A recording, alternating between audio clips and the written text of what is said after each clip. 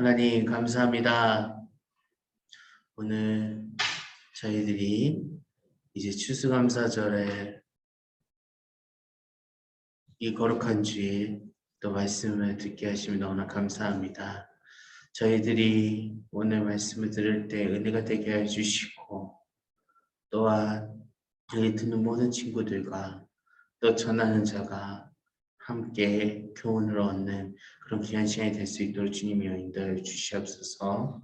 감사하며 거룩하신 예수님 이름으로 기도합니다. 아멘. 자, 우리 친구들 한 주간 잘 보냈나요? 잘 보내셨죠? 네. 목사님이 지금 목 상태가 너무 안 좋아서 더 큰 소리로 얘기를 못하고 이 정도만 오늘은 얘기를 하도록 하겠습니다. 자, 우리 지금 줌으로 드리는 친구들 혹시 목사님 목소리 잘 들려요? 네, 감사합니다. 자, 세상에서 가장 아름다운 말은 과연 무엇일까요? 아마 각 개인적으로 다 다르겠지만 세상에서 가장 아름다운 말은 딱 두 가지가 있습니다. 그것이 무엇이냐면 바로 사랑과 감사라는 말입니다. 자, 사랑은 봉사와 희생으로 남을 돕는 것이고 감사는 누군가의 도움에 대한 담대이기도 합니다. 그래서 이 두 가지가 함께 갈 때에는 이 세상에서 가장 아름다운 그런 말이 되는 것이고 또 이 세상에서 가장 행복한 그런 세상이 될 수가 있다라고 말할 수가 있습니다. 이스라엘 백성에게는 가나안 땅에 들어간 이후 꼭 지켜야 할 절기가 세 가지가 있었어요. 그것이 무엇이냐면 첫 번째는 뭐예요? 무엇일까요? 바로 유월절입니다. 이 유월절은 이스라엘 백성들이 애굽에서 나온 것을 기념하는 그런 절기입니다. 두 번째는 무엇입니까? 바로 77절입니다. 77절. 오늘 본문 말씀이 나와 있죠. 77절. 이 77절은 문자적으로는 7번의 7날이라는 의미로 처음 수확한 열매를 감사하는 그런 절기가 바로 77절입니다.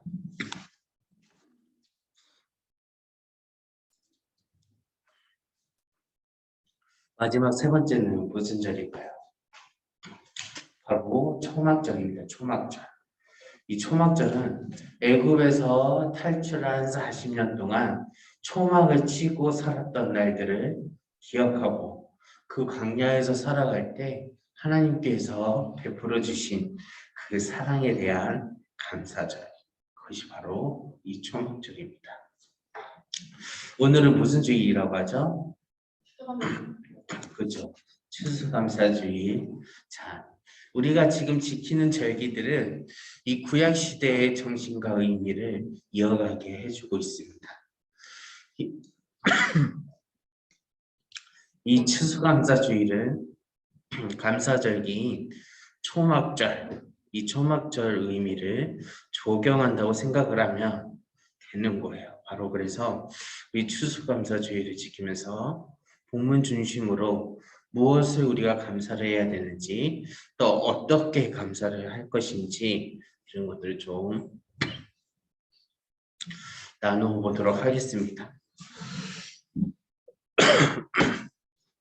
먼저 추수감사절은 어떻게 지켜야 할까요? 신명기 16장 13절 말씀, 신명기 16장 13절 말씀 우리 다 같이 함께 읽어보도록 하겠습니다. 시작. 너희 타작마당과 포도주 틀에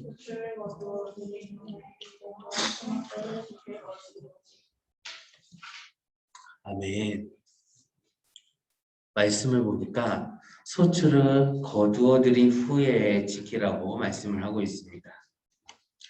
이 소출을 거두어들인 후에 그 모든 것을 누구한테 감사하라고요? 그렇죠. 하나님께 감사하라는 것입니다. 우리에게 주어진 모든 것이 하나님께로부터 왔음을 우리가 인정을 해야 됩니다.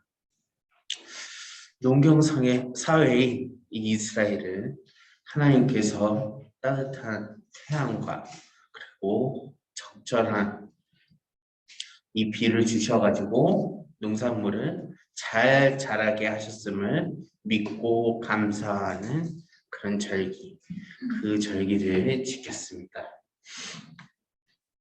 욥이라는 사람은 고난 가운데서도 자신에게 있던 모든 것이 하나님께서 주신 것임을 고백을 했습니다. 우리에게 미안합니다.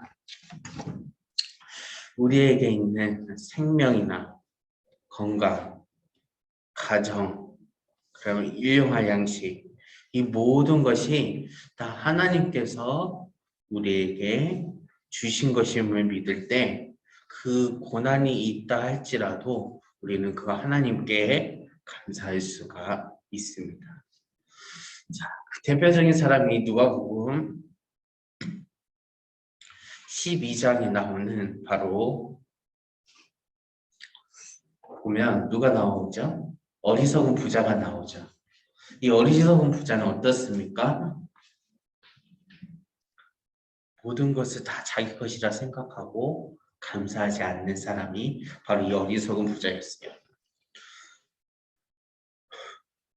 자기가 열심히 했기 때문에 지금의 재산을 가지고 있다고 생각하고 있고, 그래서 하나님께 감사하기보다는 뭡니까? 자기를 위해 마시고 즐거워했다는 것이죠. 그러니까 결과는 어떻게 되었나요? 결국에 하나님께서 그 영혼을 데리고 가셨죠. 그 영혼을 데리고 가셨고 우리에게는 자신이 할 수 있는 것이 한 가지도 없다라는 것을 우리에게 가르쳐주고 있는 것입니다. 우리는 오늘 지금 이 시간 하나님께 감사하는 우리 중등부 친구들이 다 되어야 될 줄로 믿습니다. 뿐만 아니라 범사에도 감사하는 우리 친구들이 다 되시기를 바랍니다. 그러면 어떻게, 그럼 그 다음으로 어떻게 추수감사절을 지켜야 할까요? 먼저 추수감사절은 모두가 함께 즐거워하는 절기입니다. 어른이나 또 아이나 노비라도 관계가 없습니다. 객과 고아와 과부까지도 함께 다 같이 즐거워하는 그 절기가 바로 이 추수감사절이에요. 우리는 추수감사절을 맞이하면서 주변의 모든 친구와 이웃들과 함께 기뻐하고 즐거워할 수 있어야 되는 겁니다. 두 번째로는 이 추수감사절은 하나님께서 택하신 곳에서 지키는 절기예요. 다른 표현으로 하자면 하나님 앞에서라고 설명을 할 수가 있는 겁니다. 추수감사절은 하나님 앞에서 예배를 드려야 하는 절기라는 의미예요. 하나님은 감사로 제사를 드리는 자의 예배를 기쁘게 받으신다는 것이죠. 우리는 하나님의 전에서 하나님 앞에서 점심을 다해 감사의 제사를 드려야 된다는 거예요. 그래서 시편 50편 23절 말씀을 보시게 되면 이렇게 이 말씀이 나와 있죠. 감사로 제사를 드리는 자가 나를 영화롭게 하나니 그 행위를 옳게 하는 자에게 내가 하나님의 구원을 보이리라. 이렇게 말씀하고 있는 것입니다. 세 번째로는 하나님께서 주신 복을 우리가 기억하면서 감사해야 될 줄로 믿습니다. 하나님은 모든 소출과 행한 일에 복을 주실 것이라고 하셨어요. 최고의 복은 하나님과 함께하는 복이 바로 최고의 복입니다. 그래서 시편 73편 28절 말씀을 보면 하나님께 가까이 함이 내게 복이라. 내가 주 여호와를 나의 피난처로 삼아 주의 모든 행적을 전파하리이다. 라고 말씀을 하고 있는 것입니다. 우리와 함께 하시는 이 임마누엘의 하나님이 복의 근원이시고 지금까지 목사님이나 우리 친구들을 지금까지 인도해 주시고 모든 필요한 부분에 있어서 채워 주신다는 것이죠. 그래서 오늘 우리가 한 해 동안 받은 그 은혜와 복을 우리가 한번 하나씩 세워봤으면 좋겠습니다. 그래서 그 복을 세우면서 하나님께 감사를 드리는 그러한 복된 추수감사주일이 다 되시기를 바랍니다. 네 번째로는 온전히 즐거워해야 됩니다. 여기서 온전히라는 말의 의미는 이렇게 설명할 수가 있습니다. 신명기 6장 5절 말씀을 보면 이렇게 나와 있죠. 너는 마음을 다하고 뜻을 다하고 힘을 다하여 내 하나님 여호와를 사랑하라. 라고 말씀을 하고 있죠. 여기에서 온전히라는 이것은 그냥 순전히 우리말로 이제 퍼센티지로 따지자면 100%를 얘기를 하는 겁니다. 온전히 우리들의 마음을 다하고 우리들의 뜻을 다하고 우리들의 힘을 다해서 누구를 사랑하라고요? 하나님을 사랑하라는 겁니다. 자, 마태복음 7장에 보면 이 말씀이 나와 있죠. 구하라. 찾으라. 그리고 문을 두드리라 라는 말씀이 나오고 있습니다. 이 세 가지의 단어 모두 다른 듯 보이지만 모두 기도를 강조하기 위해 사용한 단어들입니다.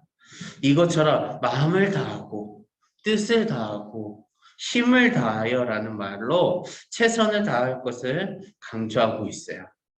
온전히라는 말은 모든 것을 다할 때 사용하는 말입니다. 그럼 이 온전히와 반대되는 말로는 뭡니까?